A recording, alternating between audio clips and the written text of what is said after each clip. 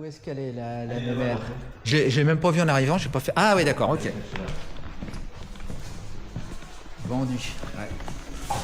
Donc vous avez déjà eu une Kawa ou c'est votre première Kawasaki? J'ai eu alors, ouais, vous êtes de mon âge, grosso modo, vous avez dû connaître. J'ai eu un KR1S, un 2,5 KR1S. J'ai 59, je vais avoir 59. 52. Ah, d'accord, je suis plus âgé. Oui. Ouais.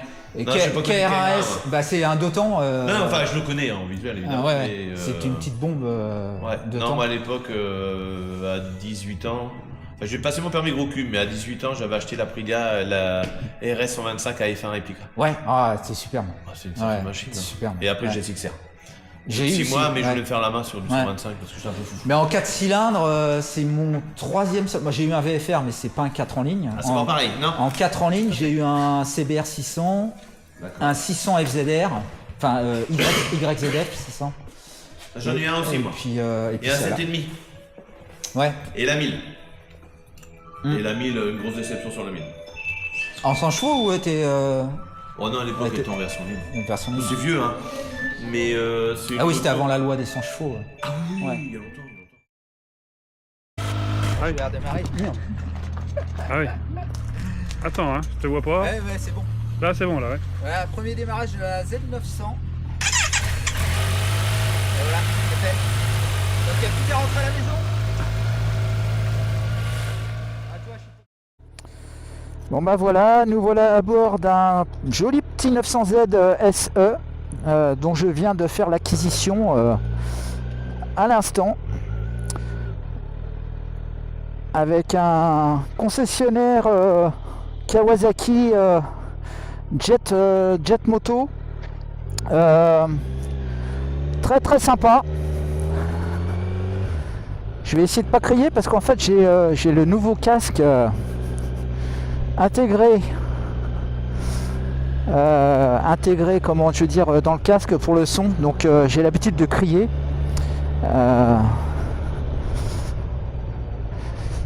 Donc voilà, donc nouvelle petite 900Z SE de 2024, amortisseur Rollins, tout team quoi. Donc 212 kg tout plein fait, 124 chevaux. Ma foi, c'est bien assez pour prendre du plaisir, parce que trop puissant, bah, à mon sens trop puissant, bah, ça sert pas à grand chose, hein, à part pour la frime. Mais je pense avoir eu beaucoup de motos par le passé, dont des beaucoup plus puissantes, bah, je trouve à mon sens que c'est bien plus rigolo d'avoir des machines à la puissance comment on va dire, à la puissance pas excessive quoi, voilà quoi. Je dirais que à mon sens, pour moi, les bonnes puissances, ça va de 120 à 100, 130, 140 chevaux, pas au-dessus, ça sert à rien quoi. Au-dessus ça devient trop beaucoup trop quoi, c'est pas utile. Donc nous voilà à bord, position, alors je vais faire mon petit essai de la moto, hein. Donc j'ai les jambes assez repliées, hein, assez repliées avec le repose-pied légèrement en arrière. J'ai une position relativement basculée sur l'avant, mais avec peu d'appui. J'ai les jambes légèrement écartées par le réservoir, mais ça reste tout à fait convenable.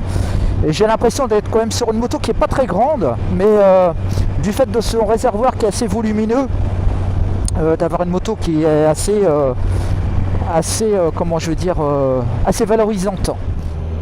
Le tableau de bord est très lisible. Quoi dire d'autre?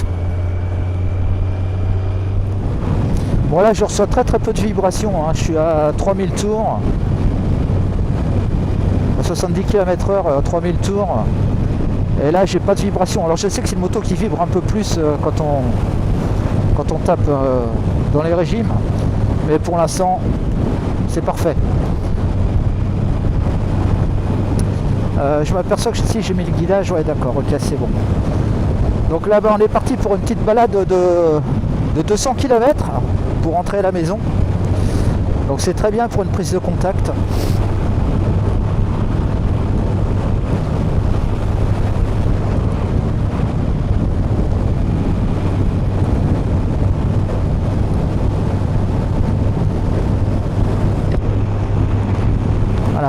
fermer un petit peu la visière parce que mine de rien c'est que ça caille. Comme par hasard j'ai pas réussi à brancher la caméra sur le téléphone pour voir si l'inclinaison était correcte. Donc ça sera la surprise au déballage de la carte mémoire. Voilà, donc la position lacelle est relativement ferme. Bon, à voir après avec l'amortissement, la qualité d'amortissement, ce que ça donnera. Bon, sachant que là, la moto sort à peine d'un rodage, hein, donc les amortisseurs sont encore relativement neufs, on va dire. Tout ça, ça va s'assouplir avec les kilomètres. Il faut compter environ 3000 km, hein, j'ai remarqué sur les motos, pour que les suspensions se mettent à travailler convenablement. Malgré tout, de toute façon, les suspensions sont réglables, hein, parce que c'est du all-in à l'arrière. Donc voilà, ça devrait, on devrait pouvoir avoir un confort acceptable sur cette moto. C'est-à-dire qu'avec une selle qui semble assez ferme,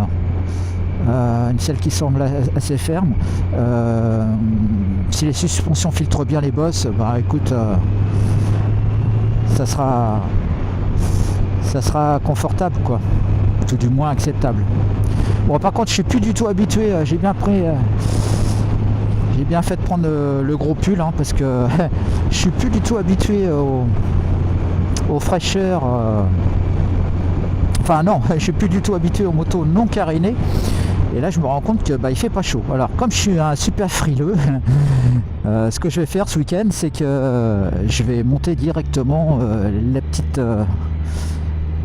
le petit branchement. Je vais faire le petit branchement sur la batterie pour pouvoir mettre ma veste chauffante.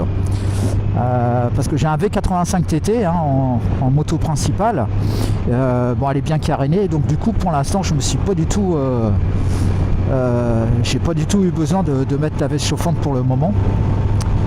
Et là je m'aperçois qu'en roadster, malgré que c'est sensiblement les mêmes températures que j'ai pu rencontrer ces jours-ci avec la V85, et ben c'est pas la même limonade, hein. Je sens carrément, je me sens un petit peu frais, quoi, au frais. Voilà. Bon bah on roule paisiblement, hein, 77 km/h. Alors est-ce que le compteur triche beaucoup ou pas? Alors 74, 77 pour l'instant, c'est pas beaucoup. Il faudra voir à des vitesses plus élevées, voir si en montant en allure, s'il triche plus. 83, ouais. Il y a des moments où il est carrément chrono, quoi, hein. Il y a des moments.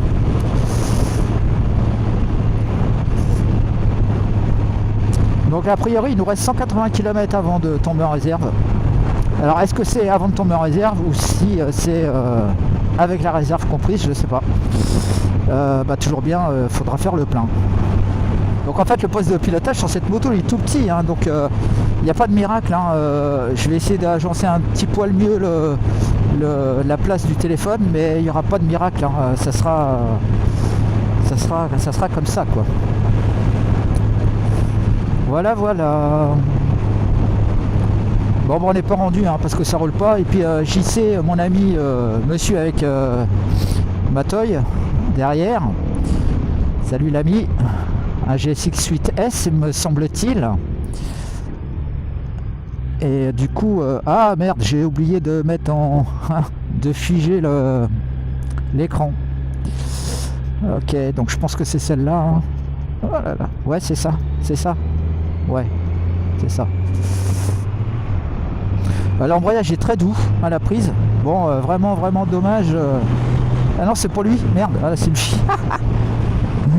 Le voilà, ça c'est ma voiture. Et il roule comme un solo.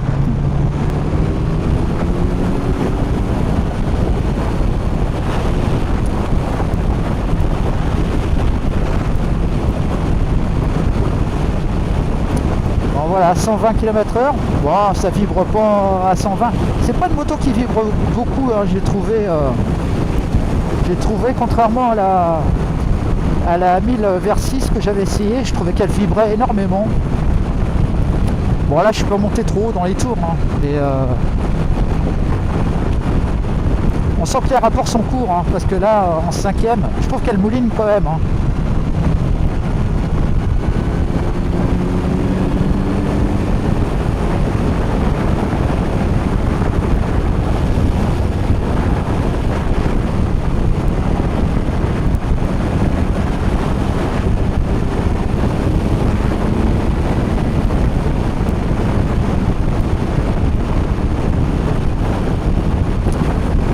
Il y a quand même une sacrée prise au vent, hein, sans carénage.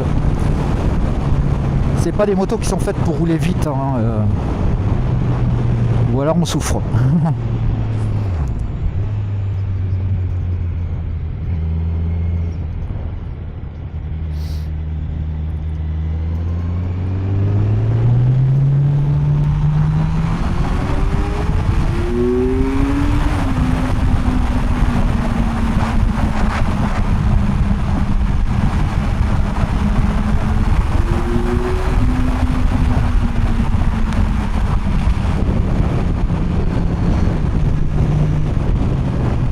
Ah, ça pousse bien quand même, hein.